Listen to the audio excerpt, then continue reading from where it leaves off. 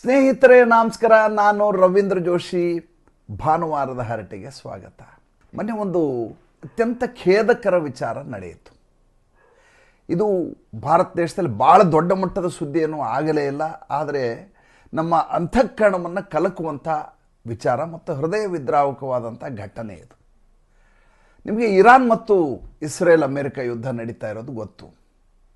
ಅದರಿಂದ ಪರೋಕ್ಷವಾಗಿ ನಾವು ಕೂಡ ಬಹಳಷ್ಟು ತೊಂದರೆಗೆ ಒಳಗಾಗ್ತಾ ಇದ್ದೀವಿ, ಅದು ಗೊತ್ತು. ಆದರೆ ಮೊನ್ನೆ 3 ಜನ ನಮ್ಮ ನಾವಿಕರನ್ನು ಅಮೆರಿಕೆಯ ಸೈನ್ಯ ಹತ್ಯೆ ಮಾಡಿತು. ಇದು ಯಾವುದೇ ಕಾರಣಕ್ಕೂ ಕ್ಷಮಿಸುವ ವಿಚಾರವಂತೂ ಅಲ್ಲವೇ ಅಲ್ಲ. ಅಮೆರಿಕ ಹೇಳ್ತದೆ, ಇಲ್ಲ ನಾವು ಹೊಡೆದದ್ದಲ್ಲ, ಅದು ಇರಾನು ನಿಮ್ಮ ಮೇಲೆ ದಾಳಿಯನ್ನು ಮಾಡಿದ್ದು, ನಾವು ನಿಮ್ಮನ್ನು ಹೊಡೆದಿಲ್ಲ ಭಾರತೀಯರನ್ನು ಅಂತ ಸುಳ್ಳು ಹೇಳ್ತಾ ಇದೆ. ವಾಸ್ತವವಾಗಿ ಈ ರೀತಿಯಾದಂಥ ದಾಳಿ ಮಾಡಿದ್ದು ಅಮೆರಿಕೆಯ ಸೈನ್ಯವೇ, ಅದರ ಬಗ್ಗೆ ಅನುಮಾನವೇ ಬೇಕಾಗಿಲ್ಲ. ಮೊದಲನೇದಾಗಿ ಅಲ್ಲಿ ವಿದ್ಯಮಾನವನ್ನು ನಾವು ತಿಳ್ಕೊಳ್ಳೋಣ. ಅದಾದ ಮೇಲೆ ಇದರ ಬಗ್ಗೆ ಭಾರತ ಸರ್ಕಾರ ಯಾವ ರೀತಿಯ ಪ್ರತಿಕ್ರಿಯೆಯನ್ನು ಕೊಡ್ತೀವಿ ಮತ್ತು ಹೇಗೆ ಕೊಡಬಹುದಿತ್ತು ಅನ್ನೋದ್ರ ಬಗ್ಗೆ ಮಾತಾಡ್ತೇನೆ. ವಿಷಯ ಗೊತ್ತಿರಲಿ ಅನ್ನುವಂಥ ಕಾರಣಕ್ಕೋಸ್ಕರ ಭಾನುವಾರ ದಿವಸ ಇದನ್ನು ಹರಟೆಗೆ ತೆಗೆದುಕೊಂಡಿದ್ದೀನಿ. ಇದು ಒಂದು ವರದಿ ಅಲ್ಲ ಅಥವಾ ಯಾವುದೋ ಒಂದು ಮಾಹಿತಿಯನ್ನು ಕೊಡೋದಲ್ಲ. ಇದು ಮಾನವೀಯ ನೆಲೆಯಲ್ಲಿ ಮಾಡಿದಂಥ ಒಂದು ಸಂವೇದನಾಶೀಲ ಸಂಚಿಕೆ ಅಂತ ನಾನು ಅನ್ಕೋತೀನಿ. ಮೊದಲನೇದಾಗಿ ಈ ಸ್ಟ್ರೇಟ್ ಆಫ್ ಹಾರ್ಮೋಸ್ ಇದೆಯಲ್ಲ, ಇರಾನ್ ಮತ್ತು ಇಸ್ರೇಲ್ ಅಮೆರಿಕ ಯುದ್ಧದ ಮಧ್ಯೆ ಬಂದಿರುವಂಥ ಅತಿ ದೊಡ್ಡ ಸಮಸ್ಯೆ ಇವತ್ತು ಸ್ಟ್ರೇಟ್ ಆಫ್ ಹಾರ್ಮೋಸ್ನ ಬಂದ್ ಮಾಡಿದ್ದು. ಮೊದಲನೇದಾಗಿ ಹೀಗೆ ಯುದ್ಧ ನಡೆಯುವ ಸಂದರ್ಭದಲ್ಲಿ ನೀವು ಯಾವುದೋ ಒಂದು ಜಲಮಾರ್ಗವನ್ನು ಬಂದ್ ಮಾಡೋ ಹಾಗಿಲ್ಲ. ನಾನು ಈಗಾಗಲೇ ಬೇಕಾದಷ್ಟು ಸಂಚಿಕೆಯಲ್ಲಿ ಹೇಳಿದ್ದೇನೆ. ಒಂದು ವೇಳೆ ನೀವು ಬಂದ್ ಮಾಡೋದಾದರೂ ಕೂಡ ಯಾವ ದೇಶದ ವಿರುದ್ಧವಾಗಿ ನೀವು ಯುದ್ಧ ಮಾಡ್ತಾ ಇದ್ದೀರೋ ಆ ದೇಶದ ಸಮುದ್ರ ನೌಕೆಗಳು, ಆ ದೇಶದ ಹಡಗುಗಳು ಬಂದಾಗ ನೀವು ಅದಕ್ಕೆ ತಡೆ ಒಡ್ಡಬಹುದು. ಏಕೆಂದರೆ ಶತ್ರು ರಾಷ್ಟ್ರದಿಂದ ಬಂದಿದೆ. ಅಂದರೆ ಈಗ ಇರಾನು ಈ ಯುದ್ಧಕ್ಕೆ ಪ್ರತಿಕ್ರಿಯೆಯನ್ನು ಹೇಗೆ ಕೊಡಬೇಕು ಅಂದರೆ, ಅದು ಇಸ್ರೇಲಿನ ಹಡಗುಗಳಿಗೆ ಅವಕಾಶ ಮಾಡಿಕೊಡಬಾರ್ದು, ಅಮೆರಿಕೆ ಹಡಗುಗಳಿಗೆ ಅವಕಾಶ ಮಾಡಿಕೊಡಬಾರ್ದು. ಉಳಿದ ಎಲ್ಲ ಏನು ಮರ್ಚೆಂಟ್ ಶಿಪ್ಸ್ ಹೋಗ್ತಾ ಇರೋದು, ವೆಸಲ್ಸ್ ಹೋಗ್ತಾ ಇರ್ತವೆ, ಅದಕ್ಕೆ ದಾರಿಯನ್ನು ಮಾಡಿ ಕೊಡಬೇಕು. ಇದು ಮೊದಲೇದು. ಎರಡನೇದು, ಇರಾನ್ ಏನೋ ಈ ರೀತಿ ಸ್ಟ್ರೇಟ್ ಆಫ್ ಹಾರ್ಮೋಸ್ನ ಬಂದ್ ಮಾಡಿ ಇಡ್ತು. ಅಮೇರಿಕ ಏನು ಮಾಡ್ತು, ಬ್ಲಾಕೇಡ್ ಅಂತ ಮಾಡ್ತು. ಅಂದರೆ ಇವರೇನು ಒಂದು ಸುತ್ತುವರೆದು ಒಂದು ಕಕ್ಷೆಯನ್ನು ಮಾಡ್ಕೊಂಡಿದ್ರು, ಅದರ ಹೊರವಲಯದಲ್ಲಿ ಇನ್ನೊಂದು ಕಕ್ಷೆಯನ್ನು ಮಾಡುತ್ತೆ. ಆ ಬ್ಲಾಕೇಡಲ್ಲಿ ಇರಾನಿನ ಹಡಗುಗಳು ಹೋಗುವ ಹಾಗಿಲ್ಲ, ಜೊತೆಗೆ ಇತರ ದೇಶದ ಯಾವ ಹಡಗುಗಳು ಹೊರ ಹೋಗೋ ಹಾಗಿಲ್ಲ. ಹೋಗುವುದಕ್ಕಿಂತ ಮುಂಚೆ ಇವರಿಂದ ತಪಾಸಣೆಯನ್ನು ಮಾಡಿಸ್ಕೋಬೇಕು. ಆಮೇಲೆ ಇವರು ಯಾವ್ಯಾವ ದೇಶಕ್ಕೆ ನಿಷೇಧವನ್ನು ಹೇರಿದಾರೋ ಆ ದೇಶದ ಹಡಗುಗಳು ಹೋಗೋ ಹಾಗಿಲ್ಲ, ಉಳಿದ ಹಡಗುಗಳು ಹೋಗೋ ಹಾಗಿಲ್ಲ. ಹೆಂಗಿದೆ ಸ್ವಾಮಿ ಇದು? ಮೊದಲೇದಾಗಿ ಸ್ಟ್ರೇಟ್ ಆಫ್ ಹಾರ್ಮೋಸ್ದೇ ನಿಲ್ಲಿಸುವ ಹಾಗಿಲ್ಲ ಅಂತ ನಾನು ಮೊದಲೇ ಹೇಳಿದೆ. ಅದಾದ ಮೇಲೆ ಅಮೇರಿಕ ಇನ್ನೊಂದು ಕಾನೂನು ವಿರೋಧಿಯಾದಂಥ, ಯುದ್ಧ ವಿರೋಧಿಯಾದ, ಯುದ್ಧಕ್ಕೆ ರೀತಿ ನೀತಿ ನಿಯಮಾವಳಿಗಳು ಇರ್ತವೆ, ಅದನ್ನು ಮೀರಿ ನೀವು ಯುದ್ಧ ಮಾಡೋ ಹಾಗಿಲ್ಲ. ಮೊದಲೇದಾಗಿ ಈಗ ನಡೀತಾ ಇರುವಂಥ ಇರಾನ್ ಮತ್ತು ಇಸ್ರೇಲ್ ಅಮೆರಿಕ ಯುದ್ಧವೇ ಯುದ್ಧ ನಿಯಮ ಬಾಹಿರವಾದಂಥ ಯುದ್ಧ ಇದು. ಇದಕ್ಕೆ ಯಾವುದೇ ರೀತಿಯಾದಂಥ ನೀತಿ ನಿಯಮಾವಳಿಗಳನ್ನ ಅದು ಕನ್ಸಿಡರೇಷನ್ಗೆ ತೆಗೆದುಕೊಂಡಿಲ್ಲ. ತಮಗಿಷ್ಟ ಬಂದ ಹಾಗೆ, ತಮಗೆ ಬೇಕಾದ ಹಾಗೆ, ಎಲ್ಲಿ ಬೇಕಲ್ಲಿ ಹೊಡೆದು ಮನುಕುಲಕ್ಕೆ ತೊಂದರೆಯನ್ನು ಉಂಟು ಮಾಡ್ತಾ ಯುದ್ಧ ಮಾಡ್ತಾ ಇರುವಂಥ ಅತಿ ದೊಡ್ಡದಾದಂಥ ಉಪದ್ರವ ಇದು. ಅದರ ಮೇಲೆ ತಾವು ಮಾಡುವ ಯುದ್ಧದಿಂದ ಉಳಿದವರಿಗೆ ತೊಂದರೆ ಕೊಡೋದು, ಅದನ್ನು ಅಮೆರಿಕ ಮಾಡ್ತಾ ಇದೆ. ಒಂದು ವಿಷಯ ನಿಮ್ಗೆ ಗೊತ್ತಿರಬೇಕು, ಏನಂದರೆ ದೆರ್ ಇಸ್ ಅ ರೂಲ್ ಏನಂತ, ಇಂಟರ್ನ್ಯಾಷನಲ್ ಮೆರಿಟೈಮ್ ರೂಲ್ಸ್ ಅಂತ 3 ಕಾಯ್ದೆಗಳಿದ್ದಾವೆ.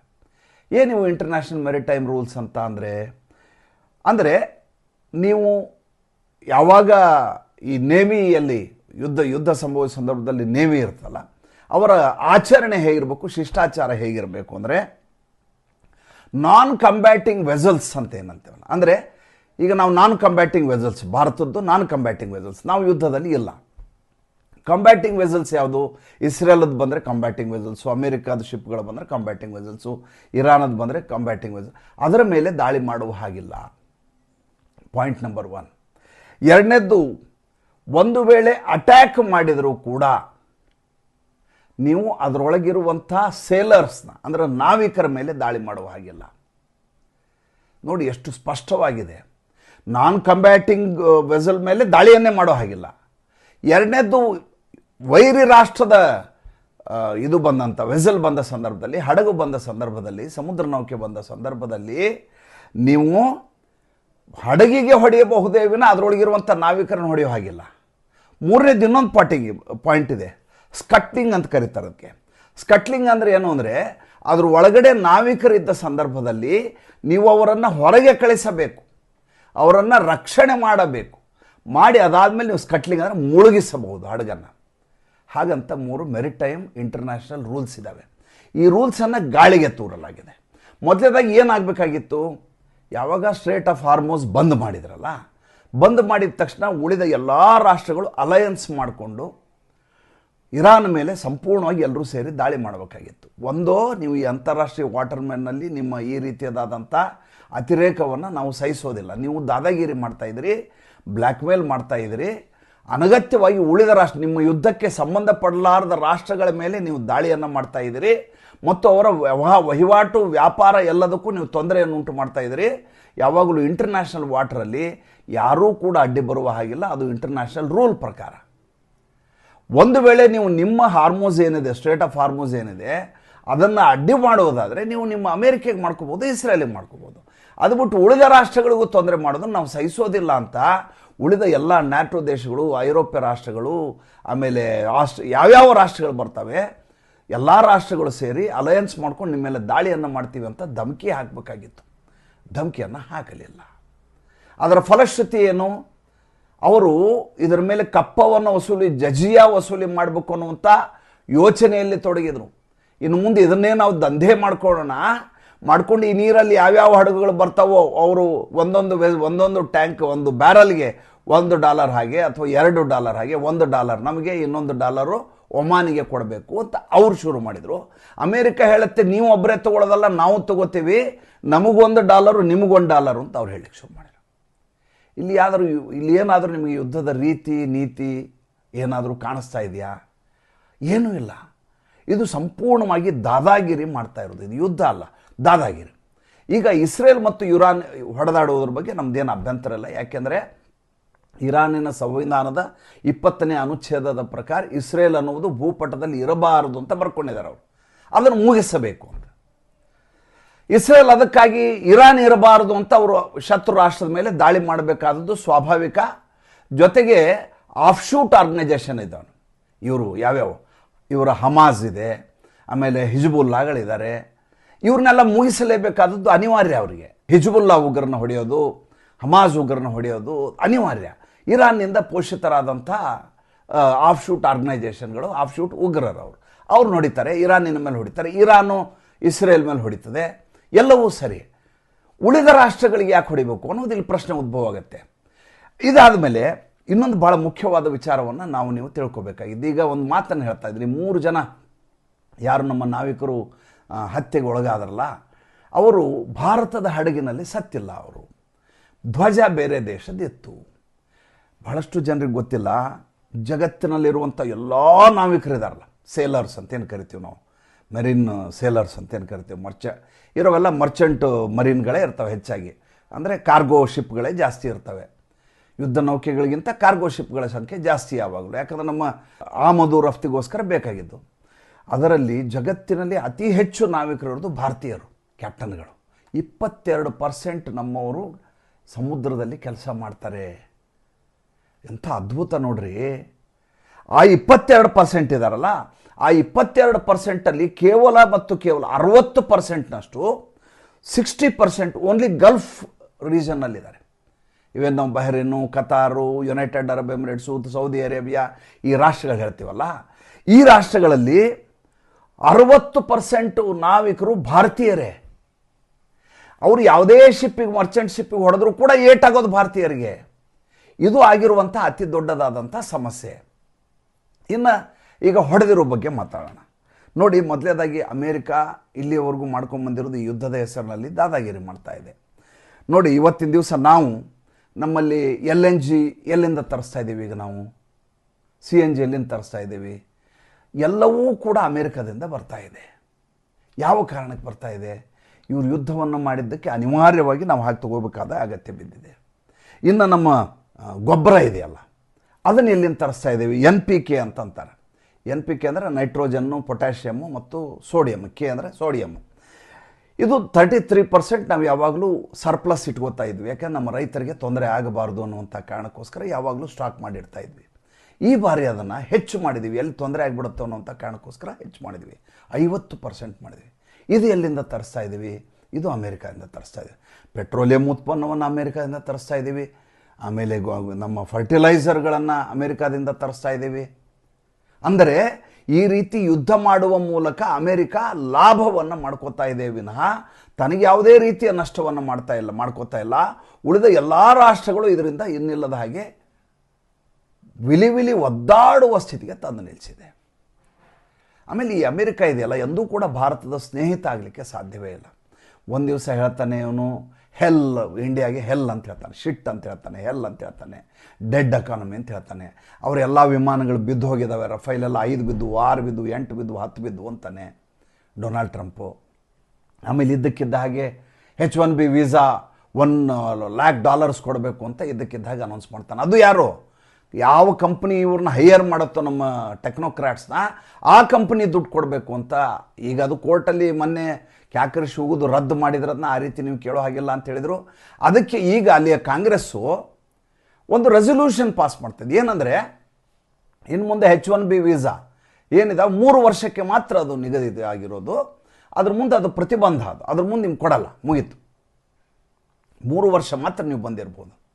ಇವರ ಮಗ ಅನ್ನುವಂಥ ಕಾನ್ಸೆಪ್ಟ್ ಇದೆಯಲ್ಲ, ಅಂದರೆ ಮೇಕ್ ಅಮೇರಿಕಾ ಗ್ರೇಟ್ ಅಗೇನ್ ಅಂತ ಅವ್ರು ಹೇಳ್ತಾರೆ. ಅದರ ಮೂಲ ಉದ್ದೇಶವ ರೇಸಿಸಮ್. ಅವ್ರಿಗೆ ಮೆಕ್ಸಿಕನ್ನರ ಮೇಲಿಗಿಂತ ಅಥವಾ ಇನ್ಯಾವುದೋ ಬ್ರಾಜಿಲು ಮತ್ತಾವುದೋ ಲ್ಯಾಟಿನ್ ಅಮೇರಿಕಾ ಅವ್ರ ಮೇಲಿನ ಸಿಟ್ಟಿಗಿಂತ, ಅಸಹನೆಗಿಂತ, ಈರ್ಷೆಗಿಂತ ಭಾರತದ ಬಗ್ಗೆ ಇನ್ನಿಲ್ಲದ ಹಾಗೆ ಅವ್ರಿಗೆ ಒಳಗಡೆ ಆಗಲಾರದಂಥ ಒಂದು ಅಸಹನೆ ಅವ್ರ ಒಳಗಡೆ ಹೊಗೆ ಆಡ್ತಾ ಇರ್ತದೆ. ಅದಕ್ಕೆ ಈ ರೀತಿಯ ಕಾಯ್ದೆ ಮಾಡುವ ಮೂಲಕ ನಿರಂತರವಾಗಿ ಭಾರತಕ್ಕೆ ಕಿರುಕುಳ ಕೊಡ್ತಾ ಇರ್ತಾರೆ. ಒಂದು ಸಲ ವೀಸಾ ಹೆಸರು ಹೇಳ್ತಾರೆ, ಮತ್ತೊಂದು ಸಲ ಲಾಟ್ರಿ ಸಿಸ್ಟಮ್ ಇಲ್ಲ ಅಂತಾರೆ, ಮತ್ತೊಂದು ಸಲ ನಿಮ್ಮದೆಲ್ಲ ಸೋಷಿಯಲ್ ಮೀಡಿಯಾ ಅಕೌಂಟ್. ನಮ್ಮ ಖಾಸಗಿತನವನ್ನು ಟ್ರೇಸ್ ಪಾಸ್ ಮಾಡಲಿಕ್ಕೆ ಯಾವ ದೇಶದ ಯಾವ ಇದರಲ್ಲಿಯೂ ಅವಕಾಶ ಇಲ್ಲ. ಆದರೆ ಇನ್ನು ಮುಂದೆ ನೀವು ಅಮೇರಿಕಾಗೆ ಹೋಗಬೇಕು ಅಂದರೆ ನಿಮ್ಮ ಎಲ್ಲ ಸೋಷಿಯಲ್ ಮೀಡಿಯಾ ಲಿಂಕ್ಗಳನ್ನು ಕೊಡಬೇಕು. ಅವರು ಚೆಕ್ ಮಾಡ್ತಾರೆ, ಅವ್ರ ದೇಶದ ಬಗ್ಗೆ ಏನಾದರೂ ನಾವು ಮಾತಾಡ್ತಾ ಇದ್ದೀವಿ ಅಂತ ಸೋಷಿಯಲ್ ಮೀಡಿಯಾ ಅಕೌಂಟ್ ಚೆಕ್ ಮಾಡಿ ಅದಾದಮೇಲೆ ನಮಗೆ ಅವಕಾಶ ಮಾಡಿಕೊಡ್ತಾರೆ. ಎಂಥ ಸ್ಥಿತಿಗೆ ಬಂದು ನಿಂತಿದ್ದೀವಿ ಅಂದರೆ ಅಮೇರಿಕ ಅಕ್ಷರಶಃ ಭಾರತದ ವಿರುದ್ಧ ರೇಸಿಸಮ್ ಮಾಡ್ತಾ ಇದೆ, ಭಾರತದವ್ರನ್ನ ಕಂಡ್ರೆ ಆಗಲಾರ್ದಾಗ ಮಾಡ್ತಾ ಇದೆ. ಏನೂ ಮಾಡಲಿಕ್ಕೆ ಸಾಧ್ಯ ಇಲ್ಲ ಅಂತ ಅನಿವಾರ್ಯವಾಗಿರೋದರಿಂದ ಭಾರತದ ಜೊತೆ ಚೆನ್ನಾಗಿದ್ದ ಹಾಗೆ ನಾಟಕ ಮಾಡ್ತಾ ಇದೆ. ಭಾರತ ಏನು ಮಾಡಬೇಕು ನೋಡಿ, ಈಗ ಪಾಕಿಸ್ತಾನ ನಮ್ಮ ಮೇಲೆ ದಾಳಿ ಮಾಡ್ತದೆ, ನಮ್ಮ ಪಹಲ್ಗಾಮ್ನಲ್ಲಿ ದಾಳಿ ಮಾಡ್ತದೆ. ನಾವೇನು ಮಾಡಿದ್ವಿ? ಪಾಕಿಸ್ತಾನಕ್ಕೆ ಅಟ್ಟಿಸಿಕೊಂಡು ಹೋಗಿ ಹೊಡ್ಕೊಂಬಂದ್ವಿ. ಇನ್ನು 3 ದಿವಸ ಯುದ್ಧ ಆಗಿದ್ರೆ ಪಾಕಿಸ್ತಾನ ನಾಮವ್ರ ನಿಶಾನೆ ಇರ್ತಾನೆ ಇರಲಿಲ್ಲ.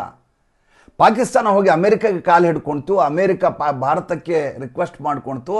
ಅನಿವಾರ್ಯವಾಗಿ ಭಾರತ ಯುದ್ಧವನ್ನು ನಿಲ್ಲಿಸಬೇಕಾದ ಅನಿವಾರ್ಯತೆ ಬಂತು. ಇಲ್ದವರು ಪಾಕಿಸ್ತಾನ ಅನ್ನುವಂಥ ಹೆಸರೇ ಇರ್ತಿಲ್ಲ. ನ್ಯೂ ನಾರ್ಮಲ್ಸಿ ಅಂತ ಮಾಡಿದ್ದಾರೆ. ಅಂದರೆ ನೀವೊಂದು ಸಣ್ಣ ಟೆರರ್ ಆ್ಯಕ್ಟಿವಿಟಿ ಮಾಡಿದರೂ ಕೂಡ ಭಾರತ ವಾಪಸ್ಸಾಗಿ ಯುದ್ಧ ಮಾಡ್ತದೆ ಅಂತ ಈಗಾಗಲೇ ನರೇಂದ್ರ ಮೋದಿ ಹೇಳಿದ್ದಾರೆ. ನ್ಯೂ ನಾರ್ಮಲ್ಸಿ ಅಂತಾರೆ. ಅದರ ಪ್ರಕಾರ ಯಾವುದೇ ಭಾರತ ದೇಶದ ಯಾವುದೇ ಒಂದು ಜಾಗದಲ್ಲಿ ದಾಳಿಯನ್ನು ಮಾಡಿದರೆ, ಆಕ್ರಮಣ ಮಾಡಿದರೆ ಅಥವಾ ನೀವು ಉಗ್ರ ಕೃತ್ಯ ನಡೆಸಿದರೆ ನಾವು ನಿಮ್ಮ ಮೇಲೆ ಯುದ್ಧವನ್ನು ಸಾರ್ತೀವಿ ಅಂತ ಸ್ಪಷ್ಟವಾಗಿ ಹೇಳಿದ್ದಾರೆ. ಈಗ ಅಮೇರಿಕ ಮಾಡಿದೆ ಅಪ್ಪ, ಏನು ಮಾಡಿದೆ? ನಮ್ಮ ನಾವಿಕರನ್ನು ಗುಂಡು ಹೊಡೆದು ಕೊಂದಿದೆ. ಮೊದಲೇದಾಗಿ ಇವರಿಗೆ ಅನುಮಾನ ಇದ್ದರೆ ಈ ಇಂಟರ್ನ್ಯಾಷನಲ್ ಮೆರಿಟೈಮ್ ರೂಲ್ಸ್ ಏನಿದೆ ಅದರ ಪ್ರಕಾರ ಚೆಕ್ ಮಾಡಬೇಕಾಗಿತ್ತು. ನಿಷೇಧಿತ ರಾಷ್ಟ್ರದ ಹಡಗಾಗಿದೆ ಅಂತ ಅಂದ್ಕೊಳ್ಳಿ, ಬೈ ಚಾನ್ಸ್ ಅದರ ಇದು ಜೆಂಡ ಏನಿದೆ ಅಲ್ಲ ಧ್ವಜದಲ್ಲಿ ನಿಷೇಧಿತ ರಾಷ್ಟ್ರ. ಇವರು ನಿಷೇಧ ಮಾಡಲಿಕ್ಕೆ ಇವ್ರು ಏನು ದೊಡ್ಡ ಇವ್ರೇನಲ್ಲ, ಇವ್ರು ಯಾರು ನಿಷೇಧ ಮಾಡೋಕ್ಕೆ? ಇರಲಿ, ನಿಷೇಧಿತ ರಾಷ್ಟ್ರ ಚೆಕ್ ಮಾಡ್ಬೋದು. ಅದನ್ನು ಬಿಟ್ಟು ನೀವು ನೇರವಾಗಿ ಗುಂಡು ಹೊಡೆದು ಸಾಯಿಸ್ತೀರಿ ಅಂದರೆ ಭಾರತ ಏನು ಮಾಡ್ಬೋದು? ನಿಮ್ಗೆ ಗೊತ್ತಿದೆಯಲ್ಲೋ ಗೊತ್ತಿಲ್ಲ, ಮೊನ್ನೆ ಒಂದು ಭಾಳ ದೊಡ್ಡದಾದಂಥ ಕೆಲಸ ಆಯಿತು, ಒಂದು ಅಸ್ತ್ರ ಪರೀಕ್ಷೆ ಆಯಿತು ನಮ್ಮಲ್ಲಿ ಭಾರತದಲ್ಲಿ. ನಮ್ಮ ಸೈನ್ಯ ಯಾವ ರೀತಿ 24/7 ಕೆಲಸ ಮಾಡ್ತಾ ಇದೆ ಭಾಳಷ್ಟು ಜನರಿಗೆ ಗೊತ್ತೇ ಇಲ್ಲ. ಪ್ರಾಜೆಕ್ಟ್ ಕುಶ ಅಂತ ಅದರ ಹೆಸರು. ಈ ಪ್ರಾಜೆಕ್ಟ್ ಕುಶ ಹೇಗೆ ಅಂದರೆ S-400ಗಿಂತ ಕ್ಷಮತ್ವವನ್ನು ಹೊಂದಿದ, ಅದಕ್ಕಿಂತ ವೇಗವಾದಂಥ, ಅದಕ್ಕಿಂತ ಹೆಚ್ಚು ಬಲಶಾಲಿಯಾದಂಥ, ಆಕ್ರಮಣಕಾರಿಯಾದಂಥ anti ballistic missile, anti ship missile, heavy 1000 kg war ಹೆಡ್ಡನ್ನು 2 ವಾರ್ ಹೆಡ್ಗಳನ್ನು ಇಟ್ಕೊಂಡು ಚಿಮ್ಮುವ ಹಾಗೆ, ಅಂದರೆ ಈಗ ನಾವು ಹೆಂಗೆ ಪಟಾಕಿ ಹೊಡೆದಾಗ ಹೋಗಿ ಬೇರೆ ಬೇರೆ ಕಡೆ ಚಿಮ್ಮುತ್ತಾವಲ್ಲ, ಆ ರೀತಿ ಚಿಮ್ಮುವ ವ್ಯವಸ್ಥೆ ಇರುವಂಥ ಅಸ್ತ್ರಗಳನ್ನು ಭಾರತ ಹೊಂದಿದೆ. ಮೊನ್ನೆ ಅದರ ಪರೀಕ್ಷಣೆ ನಡೆಯಿತು. ಇನ್ನು ಈ ಇಂಟರ್ನ್ಯಾಷನಲ್ ವಾಟರ್ ಇದೆಯಲ್ಲ, ಅದರಲ್ಲಿ ಯಾವಾಗಲೂ ನಮ್ಮ 60ರಿಂದ 70 ಕವರ್ಡ್ಸ್ಗಳು ಓಡಾಡ್ತಾ ಇರ್ತವೆ, ಮಿಸೈಲ್ ಕವರ್ಡ್ಸ್ಗಳು. ಅಂದರೆ ನಾವು ಯಾವಾಗಲೂ ಹದ್ದುಗಣ್ಣನ್ನು ಇಟ್ಕೊಂಡು ಕೂತಿರುವಂಥ ಜನ ಒಂದೊಂದರಲ್ಲಿ 4 ಬ್ರಹ್ಮೋಸ್ಗಳನ್ನು ಒಳಗಡೆ ನಾವು ಲ್ಯಾಂಡ್ ಮಾಡಬಹುದು, ಸ್ಟೋರ್ ಮಾಡಬಹುದು ಅಂತ ಕೆಪಾಸಿಟಿ ಇರುವಂಥದ್ದು. ಎರಡನೇದು, ನಮ್ಮ ಕ್ಯಾಪಿಟಲ್ ಶಿಪ್ಸ್ ಎಷ್ಟಿದಾವೆ ಅಂತಂದರೆ 60 ಕ್ಯಾಪಿಟಲ್ ಶಿಪ್ಗಳು ಯಾವಾಗಲೂ ನಮ್ಮ ಸಮುದ್ರದಲ್ಲಿರ್ತವೆ. ಆಮೇಲೆ ನಮ್ಮ ಫೈರ್ ಪವರ್ ಇದೆಯಲ್ಲ, ಅಂದರೆ ನಿಮ್ಮನ್ನು ಹೊಡಿಬಹುದು ಅಂತ, ಹೊಡಿಬೇಕು ಅಂತ ಮನಸ್ಸು ಮಾಡಿದರೆ, ಅಂದರೆ ಅದರಲ್ಲಿ ಮಿಸೈಲ್ ಇರ್ಬೋದು, ರಾಕೆಟ್ ಇರ್ಬೋದು, ಎಲ್ಲವೂ ಬಂತು. ನಾವು ಜಗತ್ತಿನ 3ನೇ ಅತಿ ದೊಡ್ಡದಾದಂಥ ಫೈರ್ ಪವರ್ ಇರುವಂಥ ದೇಶ ನಾವು. ಭಾರತ ದೇಶದಿಂದ 12,000 ಕಿಲೋಮೀಟರ್ ದೂರದ ಗಮ್ಯದ ಜಾಗವನ್ನು ಹೋಗಿ ಬ್ಲಾಸ್ಟ್ ಮಾಡಿ ಬರಬಹುದು ನಾವು. ಅದಕ್ಕೆ ಪರಮಾಣು ನ್ಯೂಕ್ಲಿಯರ್ ವಾರ್ ಹೆಡ್ಡನ್ನು ಹಾಕಬಹುದು, ಒಂದು ದೇಶವನ್ನೇ ನಾಶ ಮಾಡಿಬಿಡ್ಬೋದು. ಅಷ್ಟು ಕೆಪಾಸಿಟಿ ಭಾರತಕ್ಕಿದೆ. ಭಾರತ ಯಾವತ್ತೂ ದೊಡ್ಡಸ್ಕೆ ಮಾಡೋದಿಲ್ಲ, ಹೇಳ್ಕೊಳ್ಳೋದಿಲ್ಲ, ದುರಹಂಕಾರವನ್ನು ಮೆರೆಯೋದಿಲ್ಲ. ನಾನು ಇಷ್ಟು ಶಕ್ತಿಶಾಲಿ ಇದ್ದೇನೆ, ಬಲಾಢ್ಯನಿದ್ದೀನಿ ಅಂತ ಇನ್ನೊಂದು ದೇಶದ ಮೇಲೆ ಆಕ್ರಮಣವನ್ನು ಮಾಡಲಿಕ್ಕೆ ಹೋಗೋದಿಲ್ಲ. ತನ್ನ ಇತಿಮಿತಿಯಲ್ಲಿ ತನ್ನ ಸೌಜನ್ಯವನ್ನು ಉಳಿಸ್ಕೊಂಡು ಉಳಿದವರ ಸಂಬಂಧವನ್ನು ಮ್ಯಾನೇಜ್ ಮಾಡುವಂಥ, ನೋಡಿಕೊಳ್ಳುವಂಥ ಪ್ರಯತ್ನವನ್ನು ಮಾಡ್ತದೆ. ಆದರೆ ಅಮೇರಿಕ ನಮ್ಮ ಅಮಾಯಕರಾದಂಥ 3 ನಾವಿಕರನ್ನ ಗುಂಡು ಹೊಡೆಸ್ತಾ ಇದೆ. ಏನು ಮಾಡಬೇಕು? ಯಾವ ಕಡೆ ಗುಂಡು ಹೊಡೆಯಲಾಗಿದೆಯೋ ಅದೇ ಜಾಗಕ್ಕೆ ವಾಪಸ್ ಗುಂಡು ಹೊಡೆದು ಅವ್ರು ಯಾರಿದ್ದಾರೆ ಅವ್ರನ್ನ ಸಾಯಿಸಬೇಕಾದದ್ದು ಅನಿವಾರ್ಯ. ಅದಕ್ಕೇನಾಗಬೇಕು? ಹಿಂದ್ಗಡೆ ನಮ್ಮದು ಕಾನ್ವಾಯ್ ಯಾವಾಗಲೂ ರೆಡಿ ಇರಬೇಕು.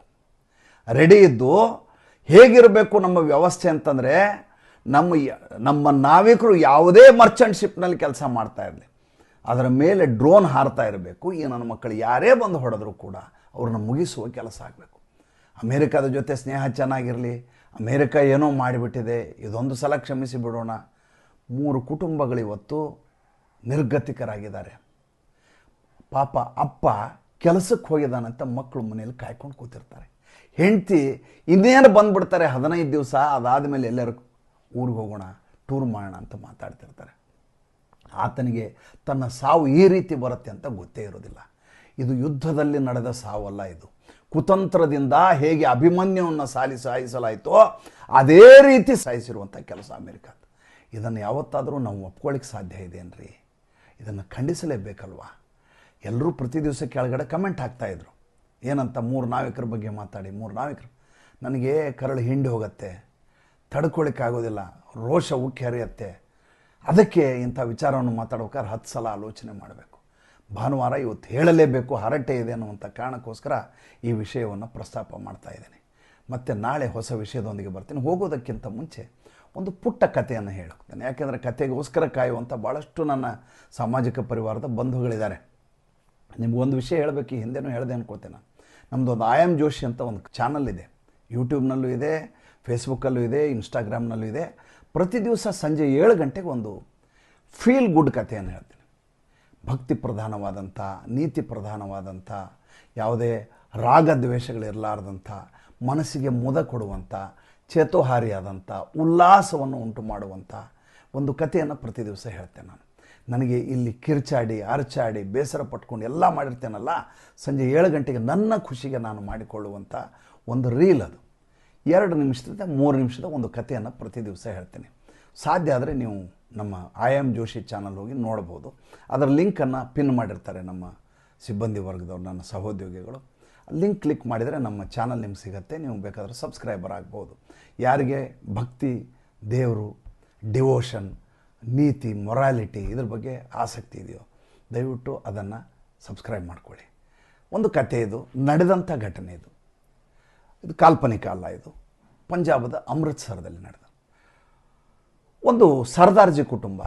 ಆ ಸರ್ದಾರ್ಜಿ ಕುಟುಂಬದ ಮನೆ ಮೇಲ್ಗಡೆ ಒಬ್ಬರು ಕೃಷ್ಣ ಭಕ್ತರ ಒಂದು ಕುಟುಂಬ, ಕೃಷ್ಣ ಮತ್ತು ರಾಧೆಯನ್ನು ಪೂಜಿಸುವಂಥ ಒಂದು ಕುಟುಂಬ. ಕೆಳಗಡೆ ಸರ್ದಾರ್ಜಿಗಳು ಅವರು ತಮ್ಮ ಸ್ವರ್ಣ ಮಂದಿರಕ್ಕೆ ಹೋಗಿ ಅಲ್ಲಿ ಗುರ್ಬಾನಿನಲ್ಲಿ ಪಾಲ್ಗೊಳ್ತಾ ಇರ್ತಾರೆ. ಅವರ ತಮ್ಮ ರೀತಿ ರಿವಾಜುಗಳ ಪ್ರಕಾರ ಪೂಜೆ ಪುನಸ್ಕಾರ ಎಲ್ಲ ಮಾಡ್ಕೋತಾ ಇರ್ತಾರೆ. ಪ್ರತಿ ದಿವಸ ಮೇಲೆ ಕೃಷ್ಣನ ಭಜನೆ ಆಗ್ತಾ ಇರುತ್ತೆ. ಅವ್ರ ಮನೇಲಿ ಒಬ್ಬ ಯುವತಿ ಇರ್ತಾಳೆ, ಕಾಲೇಜ್ ಹುಡುಗಿ. ಅವಳಿಗೆ ಕೃಷ್ಣ ಅಂದರೆ ಭಾಳ ಇಷ್ಟ, ರಾಧೆ ಅಂದರೆ ಭಾಳ ಇಷ್ಟ.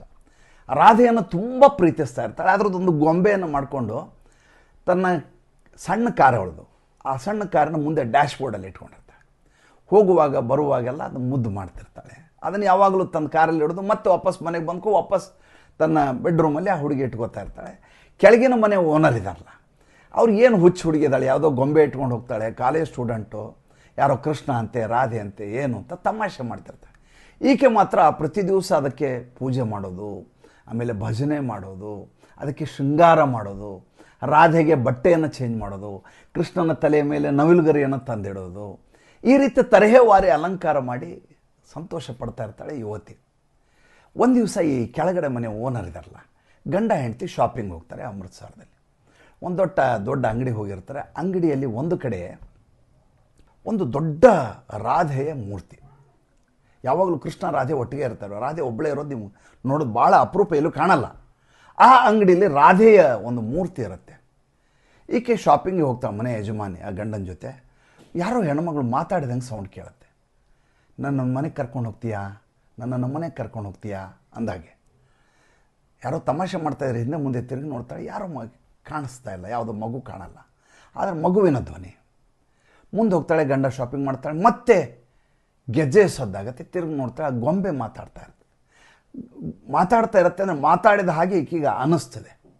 ಮತ್ತೊಂದು ಸಲ ರೀಕನ್ಫರ್ಮ್ ಮಾಡ್ಕೋತಾಳೆ, ಯಾಕೆಂದರೆ ಆಕೆ ನಂಬುವಂಥ ದೇವರಲ್ಲ, ಕೃಷ್ಣನೂ ಅಲ್ಲ ರಾಧೆಯೂ ಅಲ್ಲ, ಸುಳ್ಳು ಇದೇನೋ ಒಂದು ಭ್ರಮೆ ಆಗಿದೆ ಅಂತ ಮತ್ತೆ ಸುಮ್ಮನೆ ಮತ್ತೆ ನೋಡ್ತಾಳೆ. ಮತ್ತೆ ಅದು ಮಾತಾಡ್ಲಿಕ್ಕೆ ಶುರು ಮಾಡ್ತಾ ಒಂದು ಮಾತು ಹೇಳ್ತಾಳೆ. ಗೊಂಬೆ ಹತ್ರ ಹೋಗ್ತಾಳೆ, ಗಂಡ ಆ ಕಡೆ ಶಾಪಿಂಗ್. ಒಂದು ಕೆಲಸ ಮಾಡಬೇಕು ನೀನು, ನಾನು ಇವತ್ತೆಲ್ಲ ಶಾಪಿಂಗ್ ಮಾಡ್ತೀನಿ, ಅದ್ರ ಬಿಲ್ಲು 5,000 ರೂಪಾಯಿ ದಾಟಬಾರ್ದು ಅಂತ. ಆ ಗೊಂಬೆ ಹತ್ರ ಹೋಗಿ ಕಿವಿ ಹತ್ರ ಹೇಳ್ತಾಳೆ, ನಾನು ನಿನ್ನ ತೊಗೊಂಡು ಹೋಗ್ತೇನೆ, ನಮ್ಮನೆ ಕರ್ಕೊಂಡು ಹೋಗ್ತೀನಿ, 5,000 ರೂಪಾಯಿ ದಾಟಬಾರ್ದು ಬಿಲ್ಲು. ಆ ಗೊಂಬೆ ಇದೆಯಲ್ಲ, ನಕ್ಕಾಗೆ ಅನಿಸತ್ತೆ, ಭಾಸ ಆಗುತ್ತೆ. ಹೋಗ್ತಾರೆ, ಶಾಪಿಂಗ್ ಮಾಡ್ತಾರೆ, ಎಲ್ಲ ಮಾಡ್ತಾರೆ, ತುಂಬ ಸಾಮಾನು ತೊಗೊಂಡ್ಬಿಟ್ಟಿರ್ತಾರೆ. ಬಿಲ್ ಮಾಡಿಸಿ ಕೈಯಲ್ಲಿ ಹಿಡ್ಕೋತಾಳೆ ಅವಳು ತಾಯಿ. ನೀವು ನಂಬಲಿಕ್ಕೆ ಸಾಧ್ಯ ಇಲ್ಲ, ಎಕ್ಸಾಕ್ಟ್ 5,000 ರೂಪೀಸ್, ಎಕ್ಸಾಕ್ಟ್ 5,000. ಅವಳಿಗೆ ಕಾಲು ಕಂಪಿಸಲಿಕ್ಕೆ ಶುರು ಆಗ್ತವೆ, ಹಣೆ ಮೇಲೆ ಬೆವರು ಬರಲಿಕ್ಕೆ ಶುರುವಾಗತ್ತೆ. ಅವಳಿಗೆ ಏನು ಮಾಡಬೇಕು ಅರ್ಥ ಆಗೋದಿಲ್ಲ. ತಕ್ಷಣ ಅಂಗಡಿಯವ್ರ ಹತ್ರ ಹೋಗಿ ಇದಕ್ಕೆ ಎಷ್ಟು ದುಡ್ಡು ಅಂತ ಆತ ಎಷ್ಟೋ ಒಂದು ಮೊತ್ತವನ್ನು ಹೇಳ್ತಾನೆ, ನನಗಿದು ಬೇಕು ಅಂತ. ಗಂಡ ಕೇಳ್ತಾನೆ, ಇದನ್ನು ತೊಗೊಂಡು ಏನು ಮಾಡ್ತೀಯಾ ನೀನು ಅಂತ. ಇಲ್ಲ ರಾಧೆಗೆ ಬೇಕು ನನಗೆ. ಕರ್ಕೋತಾರೆ, ಕರ್ಕೊಂಡು ರಾಧೆನ ಎತ್ಕೊಂಡಿಬ್ಬರು ಗಂಡ ಹೆಂಡತಿ ಸೇರಿ ಕಾರಿಗೆ ಹೋಗ್ತಾರೆ. ಕಾರ್ನಲ್ಲಿ ಮುಂದೆ ಗಂಡ ಸ್ಟೇರಿಂಗ್ ಮೇಲೆ ಕೂಡ್ತಾನೆ, ಪಕ್ಕದಲ್ಲಿ ಆ್ಯಸಲ್ ಸೀಟಲ್ಲಿ ಹೆಂಡತಿ ಕೂಡ್ತಾಳೆ, ಹಿಂದ್ಗಡೆ ಸೀಟಲ್ಲಿ ರಾಧೆಯನ್ನು ಕೂಡಿಸ್ತಾರೆ. ತುಂಬ ಸುಂದರವಾದಂಥ ಶೃಂಗಾರವನ್ನು ಮಾಡಿಕೊಂಡಂಥ ಮುದ್ದಾದಂಥ ರಾಧೆ ಕೂತಿದ್ದಾಳೆ, ನಗುತ್ತಾ ಇದ್ದಾಳೆ. ಈಕೆ ತಿರುಗಿ ಹಿಂದ್ಗಡೆ ನೋಡ್ತಾಳೆ, ನೋಡಿದ ಈಕೆಗಳನ್ನೇ ನೋಡಿ ನಗ್ತಾ ಇದ್ದಾಳೆ ಅನ್ನೋ ಹಾಗೆ ಈಕೆಗೆ ಅನಿಸುತ್ತೆ.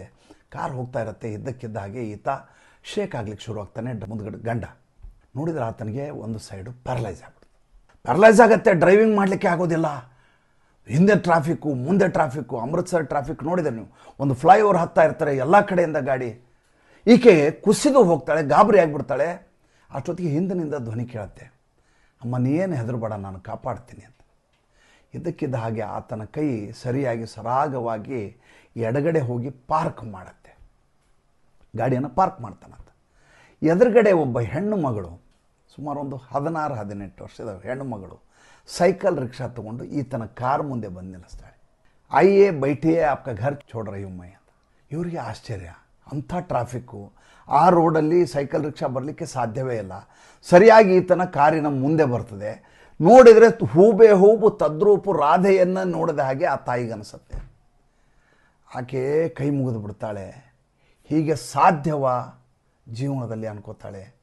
ಅವತ್ತು ರಾಧೆ ಆಕೆಯನ್ನು ಕಾಪಾಡದೆ ಹೋಗಿದ್ದರೆ, ಆತನನ್ನು ಗಂಡನನ್ನು ಕಾಪಾಡದೆ ಹೋಗಿದ್ದರೆ, ಆತ ಅವತ್ತು ಆಕ್ಸಿಡೆಂಟ್ ಮಾಡುವಂಥ ಸಂದರ್ಭ. ಮನೆಗೆ ರಾಧೆಯನ್ನು ಕರ್ಕೊಂಬಂದು ಪೂಜೆ ಮಾಡಲಿಕ್ಕೆ ಶುರು ಮಾಡ್ತಾಳೆ. ಮೇಲಿಂದ ಕೆಳಗಡೆ ಮಗು ಬರುತ್ತೆ. ಆ ಹೆಣ್ಮಗಳು ಬರ್ತಾಳೆ, ಯುವತಿ, ಏನು ಮಾಡ್ತಾ ಇದ್ದೀರಮ್ಮ ಅಂತ. ಇಲ್ಲ, ರಾಧೆ ನಮ್ಮ ಮನೆಗೆ ಬಂದಿದ್ದಾಳೆ, ಈಕೆಯೇ ನಮ್ಮ ಮಗಳು ಅಂತಾಳೆ. ಜೀವನದಲ್ಲಿ ಎಂತೆಂಥ ಪವಾಡಗಳು ನಡೀತಾವೆ ನೋಡಿ. ಕೇಳಿದರೆ ಇದು ಕಥೆ ಅಂತ ಅನಿಸುತ್ತೆ. ವಾಸ್ತವದಲ್ಲಿ ಯಾರು ಅನುಭವಿಸಿರ್ತಾರೆ ಅವರ ಜೀವನ ಸಾರ್ಥಕ್ಕೆ ಆಗಿರುತ್ತೆ. ಇಂಥ ಕಥೆ ಕೇಳುವ ಸುಯೋಗ ನಮಗಿದೆಯಲ್ಲ, ಅದಕ್ಕಿಂತ ಭಾಗ್ಯ ಇನ್ನೇನು. ಭಾನುವಾರ ಸುಂದರವಾಗಿರಲಿ, ಉಲ್ಲಾಸಮಯವಾಗಿರಲಿ. ನಾಳೆ ಸೋಮವಾರ ಮತ್ತೆ ಯಥಾ ಪ್ರಕಾರ ತಮ್ಮ ಜೊತೆ ಹಾಜರಾಗ್ತೀನಿ. ನಮಸ್ಕಾರ.